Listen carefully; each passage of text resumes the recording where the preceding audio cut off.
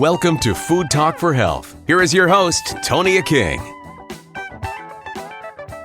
I'm pleased to welcome to the show internationally renowned physician and nutritionist, New York Times bestselling author, Dr. Michael Greger. How are you today? I'm doing great, thank you. And today we're talking about the culinary companion to the How Not to Age book. So a cookbook.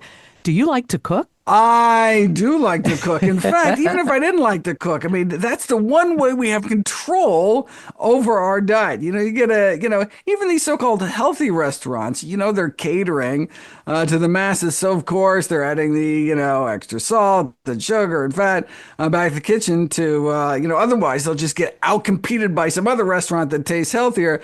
But if we really want to have control over our health destiny, the best way to do it is know what's going into our mouths, and the way we can do that is by doing some work in the kitchen.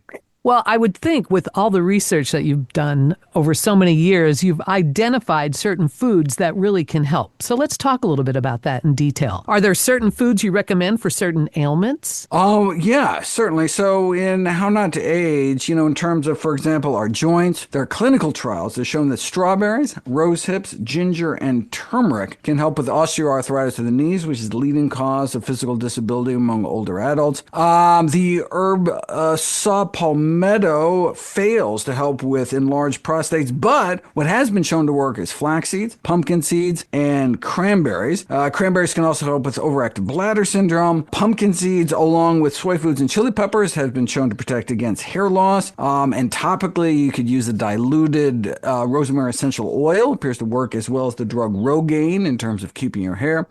Soy foods and fennel seeds can help with menopausal hot flash symptoms. Fenugreek seeds can help boost testosterone. Plain white button mushrooms help reduce the distinctive body odor of the elderly. That was something I was Really? not aware of. Yes, it's remarkable. And they measured all the odors,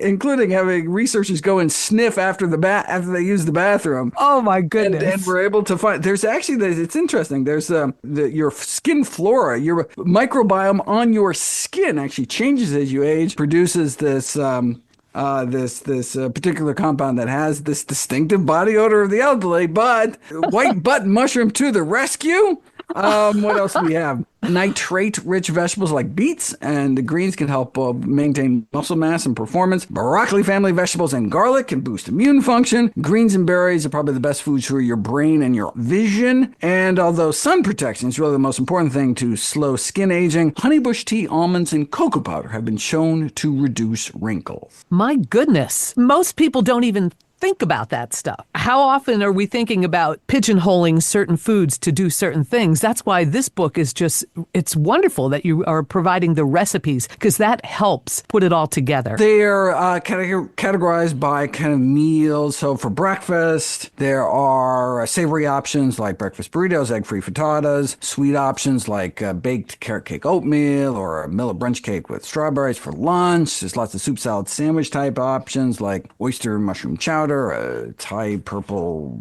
cabbage salad, cheese-free quesadillas, lots of creamy pasta recipes. For snacks, lots of options like artichoke stuffed mushrooms. It's very international. A lot of jambalayas, Indonesian satays, risottos, shepherd's pie, lots of Wow. Berry-based desserts like crumbles and tarts. Not only is every recipe healthy, but every ingredient of every recipe is healthy. So it's like, how do you make something salty without salt or sweet without sugar? Those are some of the challenges we faced. I'm really proud of what we were able to accomplish. Absolutely. Tell me about your daily dozen checklist. Oh, that's, from my book, How Not to Die. It's a list of all the healthiest of healthy foods and habits I encourage people to fit into their daily routine. So not just fruits and vegetables in general, but specifically berries, the healthiest fruits, dark green leafy vegetables, the healthiest vegetables, a tablespoon of ground flax seeds every day, a quart teaspoon of turmeric, the best beverages, how much exercise to get every day. Basically just a kind of a list of daily reminders to aspire to, available as a free app so you can kind of track your progress,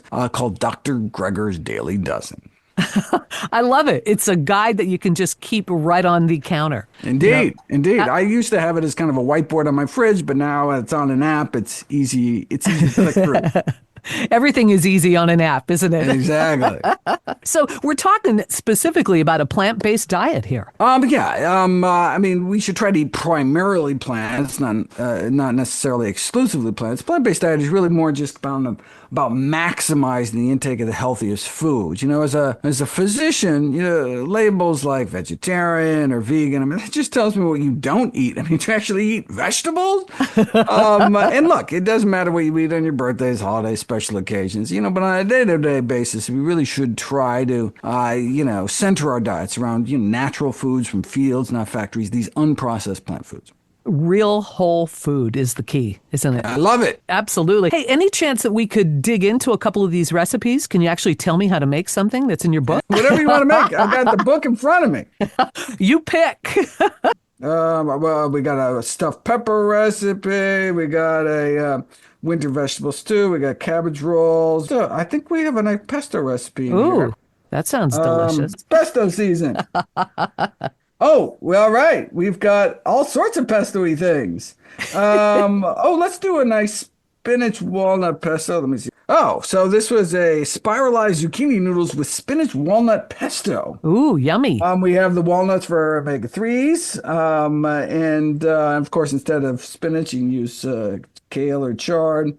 For the pesto, we are combining a half cup of walnuts, 2 large garlic cloves, 5 cups of packed chopped spinach, a cup of packed fresh basil leaves, 2 tablespoons of nutritional yeast, which adds kind of a cheesy flavor, and 2 teaspoons of white miso paste, Ooh. which is a way to add some umami without too much salt. We're going to combine that all together.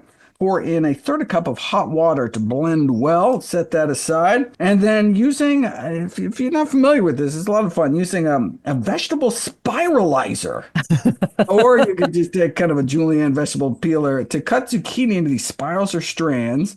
And then a large skillet, you can just heat up some water over medium-high heat. And you work in batches if you need it. Add the zucchini noodles. Cook until tender. It really just takes a few minutes, like 3 minutes. You don't want them to overcook it to be soft. Transfer the cooked zucchini to a large serving bowl. Add, what do we got? We have some halved grape cherry tomatoes, some salt-free cannellini beans, home-cooked or from a BPA-free can or Tetra Pak, drained and rinsed. And then we add the pesto onto that. Toss gently, serve warm, sprinkle with some red pepper flakes for some zing, and we are good to go. That sounds delicious. I'm ready to eat that now. And of course, you can put it on baked potatoes or put it on cooked whole grain pasta or whatever. But I'm starting to get hungry. Now, let me ask you, because you mentioned spinach as a part of that. What's your take on the whole oxalates with spinach? Is it better to eat spinach that's cooked or raw? It is, there are 3 high oxalate grains, and that's spinach, Swiss chard, and beet greens. And for people who are predisposed to getting kidney stones, one would want to swap out and use something like kale or low oxalate, a dark green leafy, any of the other dark green leafies instead, because some people are super absorbers of oxalates, such that it gets such high levels in their bloodstream that it can actually crystallize like rock candy and form these little kidney stones in their kidneys, which can be very painful and cause potentially serious complications.